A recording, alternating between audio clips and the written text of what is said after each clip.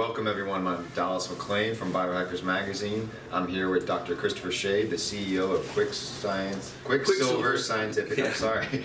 And we're here at the Biohacking Congress having a great time here in Miami this weekend. We encourage everyone to check out the channel on YouTube and also go check out their website to get tickets for the upcoming Congress in Austin, February 4th and February 5th, which is going to be amazing and just so many people to learn from, like Dr. Shade here. And we're going to get into the questions right now. I just wanted to ask you a little bit about your history and if this was a journey of pain to purpose, or how did you get this inspiration to start a company and all of that? Oh, it's always a long story. Yeah. Well, give me maybe the podcast version that's not a 4-hour story. I was born a poor white child in a steel town named Bethlehem. Okay. So I grew up in Bethlehem, Pennsylvania. It was a steel town. So it's the pain part. I grew up, in all this industrial pollution. I would say dentists are very giving. Every time you go, they give you some silver and they put it in your mouth. It's actually have mercury, so I had a lot of amalgams. I went through college and then I left school to become an organic farmer. And I joked that I went out of farming the year that Whole Foods came around. There was no money in it then. So I'd done all this. I had a background in, exposure, then got into, natural foods and natural health, and left that, went back to school, got a master's and then a PhD, and I was looking at pollution in agricultural systems, and then I looked at global pollution, which was mercury as a global pollutant, and got a PhD in that and patented some technology for analyzing mercury, and then applied that to analyzing mercury in people, and started the company commercializing that patent, first doing environmental testing, and then during the last economic crash of 08-09, jumped into measuring people. Once we came up with a great suite for looking at different forms of mercury in people. That is why the company is called Quicksilver, scientific Quicksilver, means liquid silver. It's the old European parlance for mercury. And once you are identifying a problem, you've got to come up with a solution. And so I was trying to take all these pharmaceutical chelators, DMSA, DMPS, got all my amalgams taken out all at once, tried to get all the metal out really fast, and I was just thinking I would use my technology to measure how much mercury is coming out in the urine, kind of track your detox. But nothing was coming out, and I was getting sicker and sicker and sicker, and it was because I was going about detox the wrong way. That metal detox is sort of get this thing, it grabs the mercury, hopefully you can get rid of it. But if your kidney drainage isn't working, your liver drainage, if your GI is blocked, you're just going to stir the pot of that mercury and move it from one place to another, and you tend to just make yourself worse. And that's what I was doing, and I was watching all these functional medicine meetings with these guys like Nigel Plummer. He was like the first probiotics guy, long before everything's probiotics, and Bob Roundtree, and they were talking about liver, GI, how all this stuff functions. That's why it's called functional medicine. And I was realizing, what am I doing trying to stuff this stuff through my kidneys? The GI is this vast area to pull from, the liver's pulling from everything, dumping into the GI, and I had this epiphany to use basically like a specialized charcoal, something you don't absorb, but it has all this metal binding all over it. And I used to synthesize these in graduate school for collecting mercury out of water.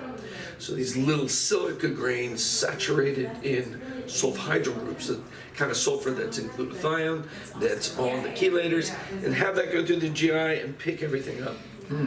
And that fixed me in just a couple of weeks, and I'm like, this is a way to go. And I was meeting these detox luminaries at the time, Dietrich Klinghardt, Hal Huggins, and showed them this product, and they were all into it. They're like, this is what we've been missing.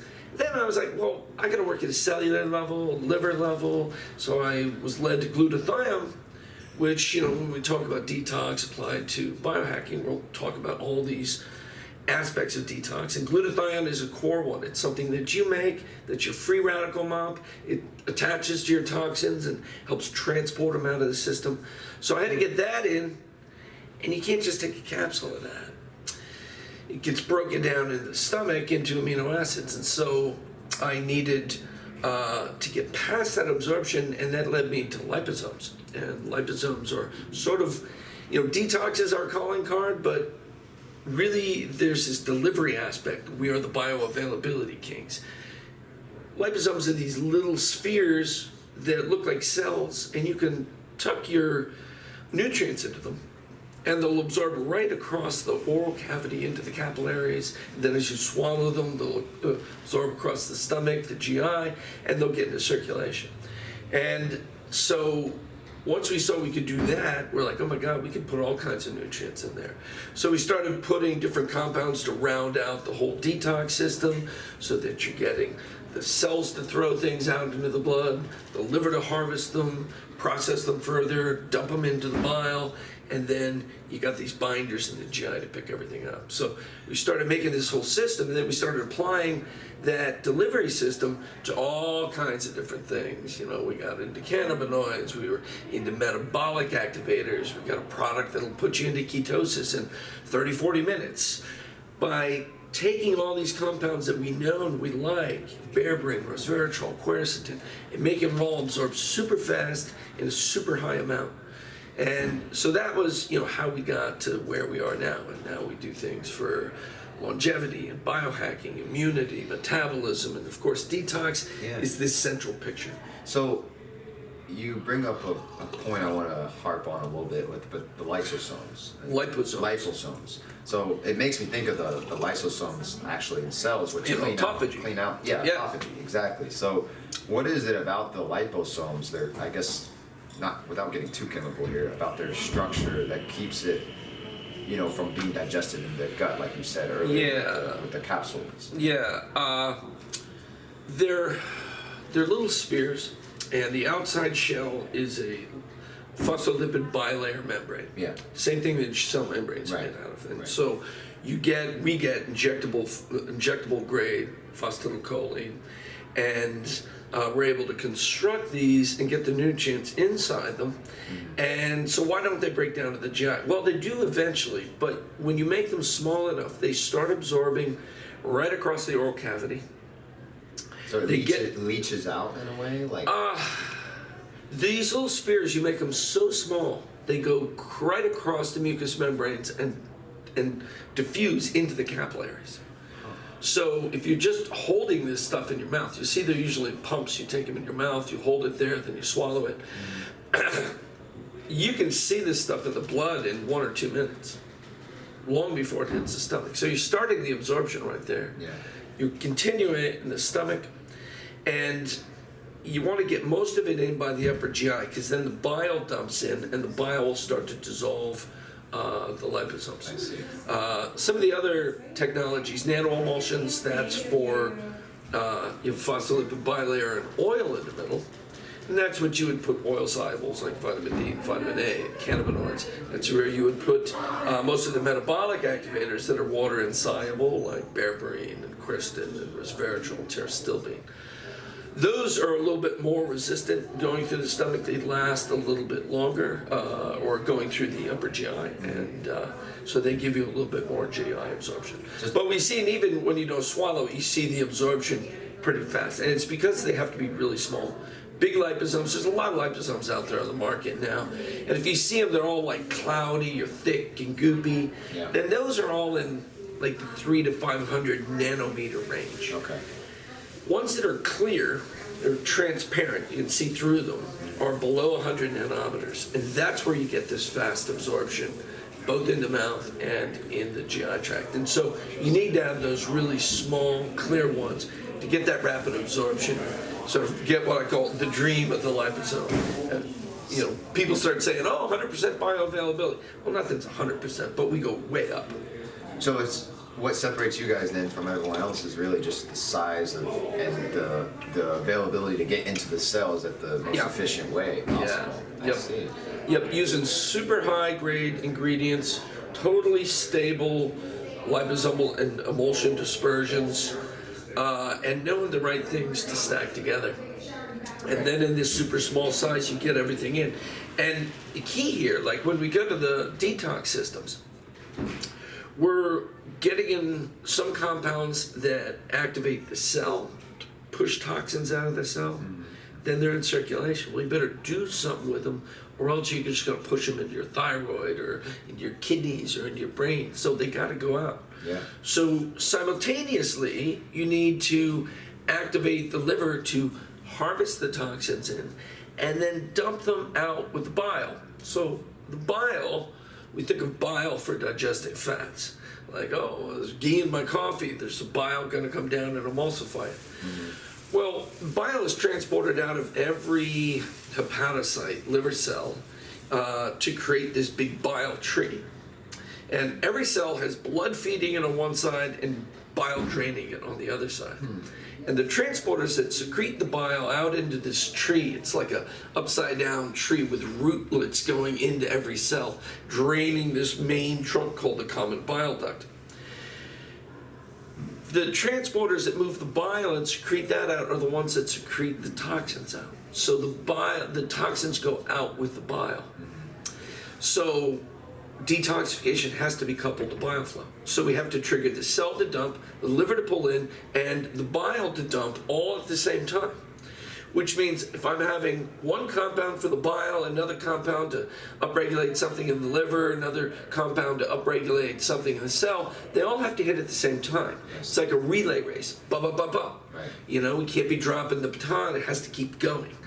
So a lot of those compounds are very different in their solubilities and their bioavailabilities, their pharmacokinetics, which is how long till when they peak in the blood after you take them. You know, we use a lot of quercetin and luteolin. They take 5 hours to peak normally. We get them in 20 minutes, 30 minutes, everything peaking. And so all the different compounds are going in together because they all live together in the particle and all get dumped into the blood at the same time. So we call that biosynchronous activation. The cell, the liver, the bile, all happening at once. These are happening on the kidney too. So we're bringing all these things in, the liver specific, the kidney specific, the glutathione to feed the cells process, and everything happens at once. And then a half hour after you dump all that stuff, mobilize it and dump it out with the bile, you come in with a binder. Because a bunch of the toxins will go into the GI and be reabsorbed right away. I've heard that. Yeah, and that's a big thing. So with mercury forms, methylmercury is 95% reabsorbed. Cadmium has a high reuptake.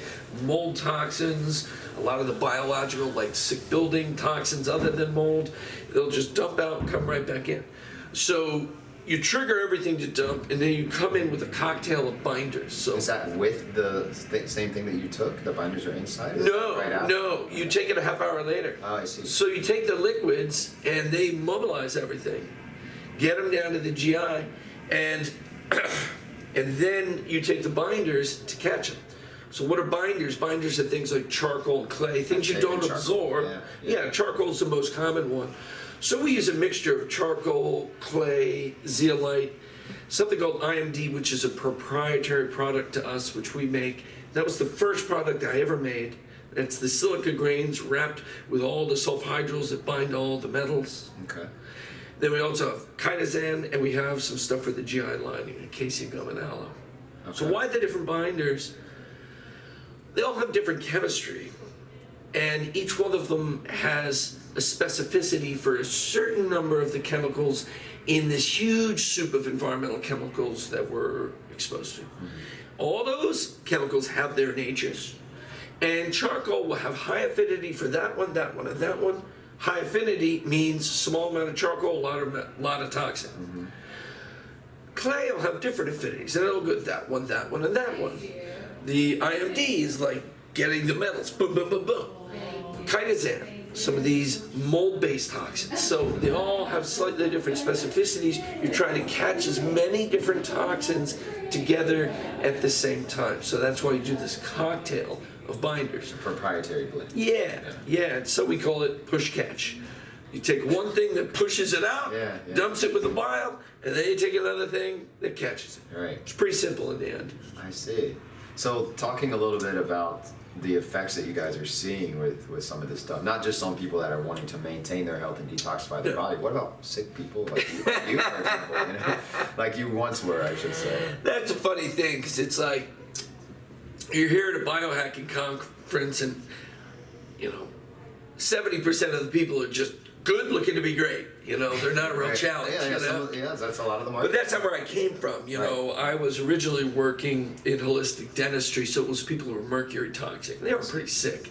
Then that dovetails over into the whole Lyme community. Like, when I was working around Dietrich Klinghart's community, there were metal toxic, Lyme, and then we found out about mold, and so it's metal, Lyme, and mold, and some mix. People are really, really sick. The other group I did a lot with, I was going to these conferences every year, and it really honed the system as it is now, and that's the autism community. Some of those kids are really sick. And what we learned there is, one is you have to do it like I just said, push, catch, to avoid the symptoms of redistribution of toxins. And during that push, we have to do a couple of things to stabilize the system. So embedded in with this stuff, in that push catch, the main one is called liver sauce. So it's got this program in it for bioflow. It's got a program to turn up the cell, this thing called NRF2 upregulation, and it's got some mast cell stabilizers. Mast cells are these immune cells when you release histamines, and you get like red blotchy skin and itchy. Those are histamines, but mast cells release all these other inflammatory mediators that you don't see that don't turn you red. So part of the program in there is to stabilize those while the toxins transit through the system so you don't wind up the inflammation.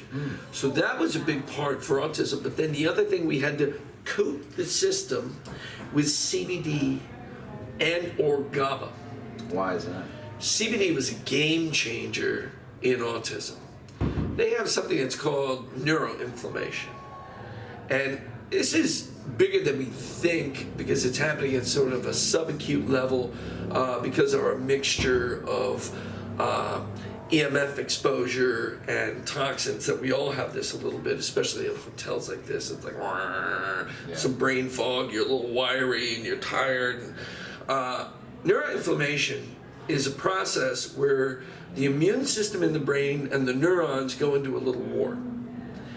You have immune cells in your brain called microglia.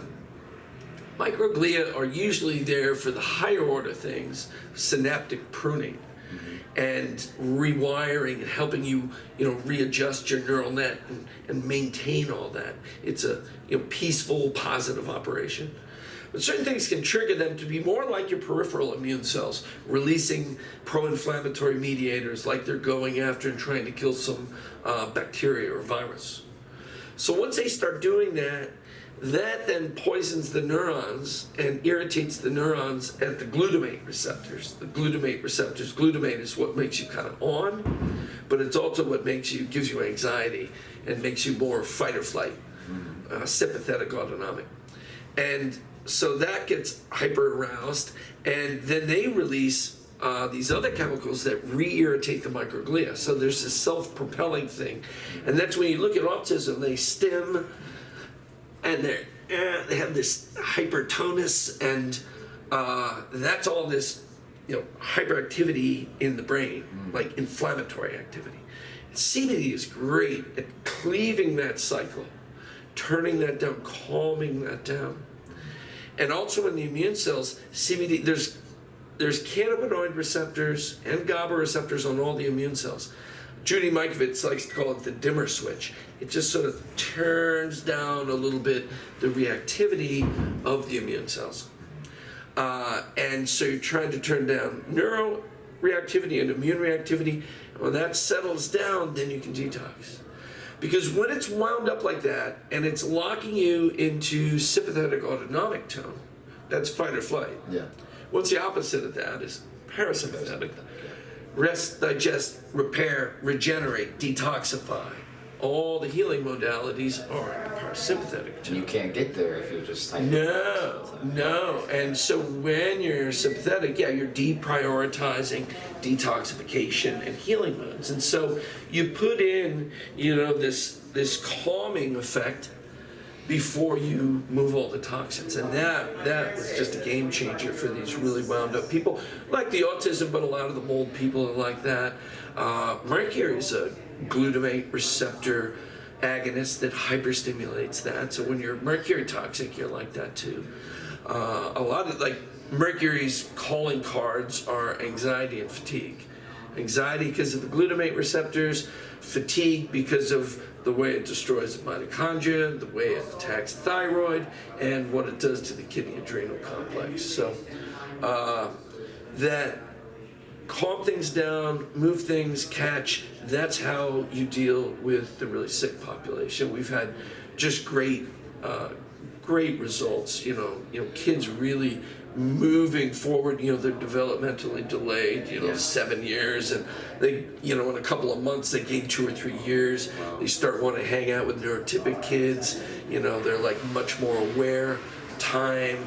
It's just amazing to watch them unfold. That's the most beautiful thing. That's rewarding, yeah. Oh, it's amazing. Or, someone who hasn't been able to work in 2 years, like suddenly come back and be able to function in the world again.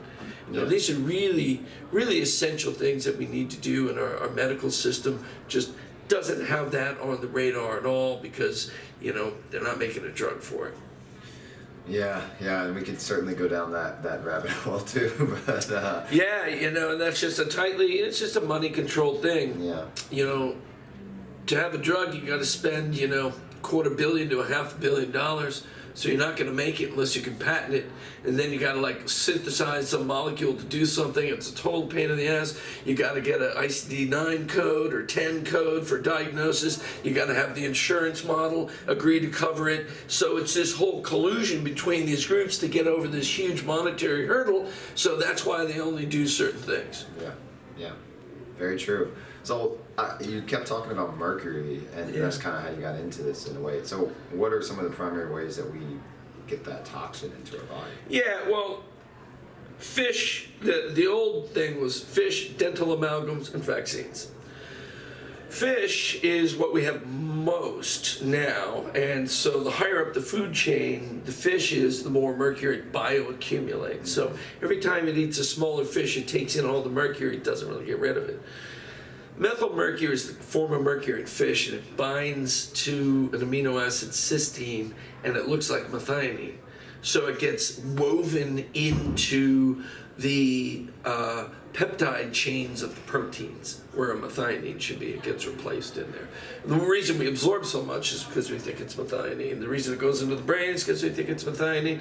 But then it jumps off of the cysteine and it bonds onto some other enzyme or protein, one of the sulfhydryl or selenium groups in the cell. That's how it's toxic. But you look at something like swordfish or large tuna, they can be 1,000, 10,000 times higher in mercury than like a sardine or an anchovy or a kipper. So as you go from smaller to larger fish, especially more carnivorous fish, like the shark's probably the highest, you're having more and more mercury. So what should we be eating? Should we be eating fish? Just never eat.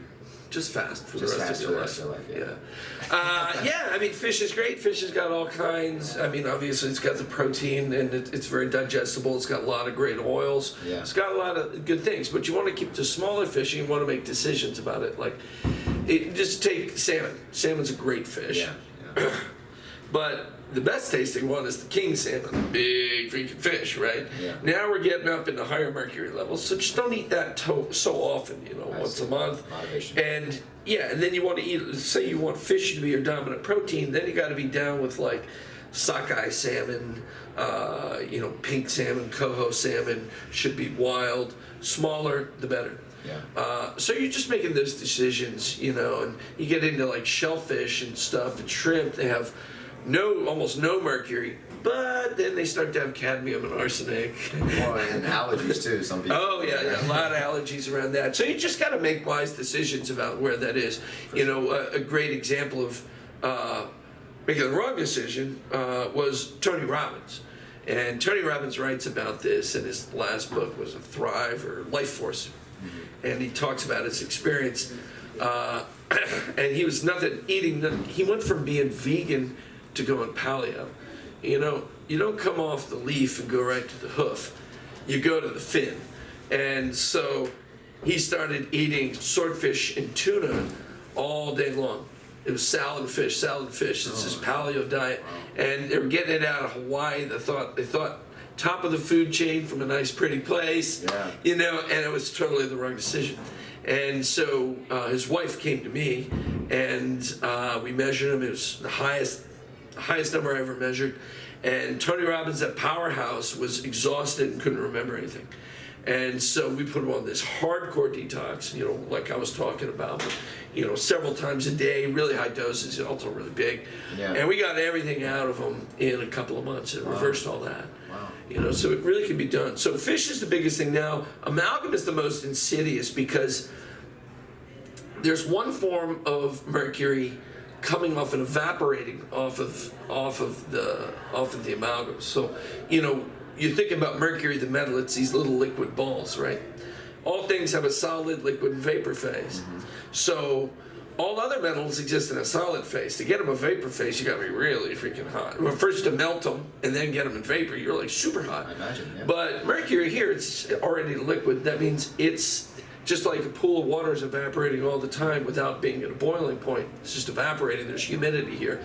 The amalgams are releasing this vapor all the time. You're inhaling it, goes right into your blood, and then circulates around until it oxidizes or rusts into the form inorganic mercury. So that's when it sticks to everything. Very sticky form of mercury. Bonds to sulfhydryl and selenium groups in enzymes, in antioxidants. It depletes glutathione. Every enzymatic reaction, it has a way of turning down. So it's a bad form. And you're getting a bunch in there, but not a ton, not as much as you are with fish. But this is coming from what? the dental amalgams, the silver fillings. Gotcha. Silver fillings. And you see, it's like a generational thing. Yeah. You know, my generation, that's all we got until I was sort of end of high school into college. They started putting the white ones in. You know, your generation, they were just doing white. Unless you're poor, then you still get the mercury stuff. Medicaid, Army, mercury. Anybody else, get the white stuff. So it was those old silver fillings were 50% mercury, 50% silver. You know, silver fillings. Yeah. Yeah. So they're half mercury. And so one form is going in with the vapor, and the other form is corroding off the surface, and you're swallowing it. So you're getting the rusted form and swallowing it, and it's coating your whole GI, and it's creating these inflammatory states and blocking detoxification. So with amalgam, one form blocks detox, the other form goes everywhere, including the brain, and turns into this inorganic mercury. Then the last source was thimerosal. It's ethyl mercury that was in vaccines, and that was just a horrible thing that we were doing. Which vaccines is that? It was in all the pediatric vaccines. You're kidding. Years ago. Okay. Yeah, and then it was taken out, and it's only in a couple of the flu vaccines still. Okay. It's in less and less. Now they've replaced it with aluminum and all these other adjuvants that are really bad. But that was really bad. Kids were getting big doses of ethyl mercury. Where that became a real problem, I mean, sometimes one shot was enough to throw a kid off if they were hypersensitive to it. But it was usually when the kid was sick and he'd come in and he hadn't been sick in a long time and the mom wasn't bringing him in for checkups, and the doctor's like, oh, while you're here, I'm going to give you all the vaccines on your vaccine schedule, and 4, 5, 6, 7 vaccines all at once. Stack all that together, all the mercury, all the immune activation at once. And those were the rock in the pond kids, dropped like a rock in the pond. Everything was great, and then poof. Oh. And so a lot of kids got sick from that. Fortunately, they don't have that anymore, but still, stacking vaccines can still do that with all the stuff that's in there now. It's just really easy to do it with the ethyl mercury. So there's fish, amalgams, and vaccines.